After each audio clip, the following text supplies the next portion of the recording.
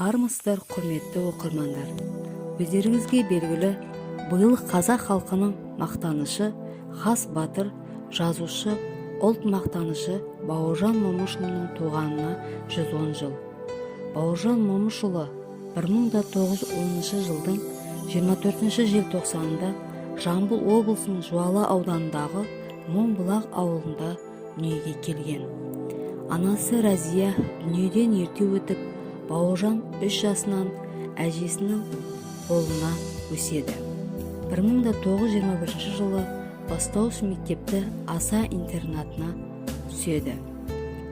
1924 жылдан бастап 7 жылдық мектепті Шымкент қаласында оқиды.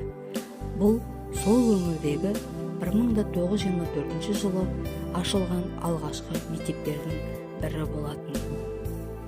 Елдік пен ерліктің киесіндей, батырлық пен батылдықтың иесіндей, асылдық пен жасындықтың үлгісіндей аты аңызға айналған баһадүр батыр Бауыржан Момышұлы тау тұлға. Ол кісінің өмір жолы, сұрапыл соғыс жылдарындағы жанқиярлық ерлігі, өжеттілігі мен өрлігі, алғырлығы мен көрегендігі, біле-білгенге ұлы тәрбие, үлкен өнеге мектебі. Батыр атамыз Бауыржан Момышұлы жеке басы ойшылдығымен, отаншылдық ұлтшылдығымен, қаһармандылығымен, дарындылығымен және адамгершілік қасиеттерімен елеулі. Бәукең әлем халқының ортақ перзенті дәрежесіне дейін көтерілген азамат. Бауыржан Момышұлы соғысты өз көзімен көрген жазушы, ол суреткер. Батыр Бауыржанның айтар ойы, жазар тақырыбы соғыс шындығы.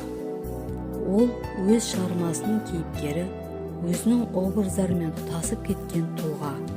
Барлық оқиғалардың бел ортасында өзі болғандықтан автор әңгімені өз атынан айтады. Ол сырт бақылаушысы емес, белсенді қатысушы. Батыр өзі 8 қырлы бір сырлы ел деп еңіреген ер болғандықтан бар білгенін, бар тәжірибесін өсиет ретінде артына қалдырған. Бұл өсиеттердің зор құндылығы жан тербететін бірігілікте.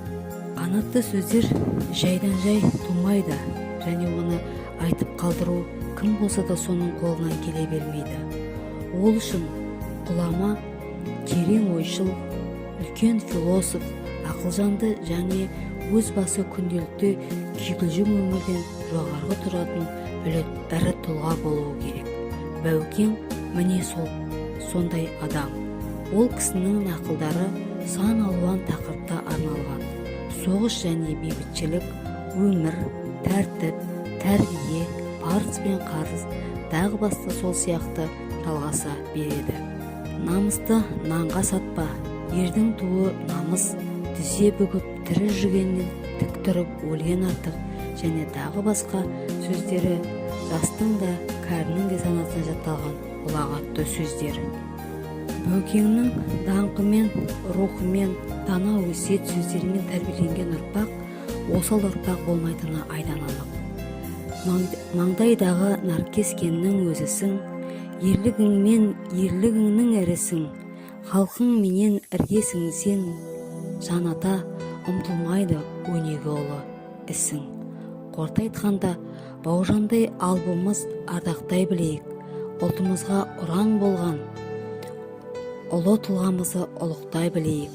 Тек қана қара дүрсін сөзбен емес, Дәукеңнің атын дәріптейтін игі істермен, тиянақты тірліктермен дәлелдеуге тырысайық.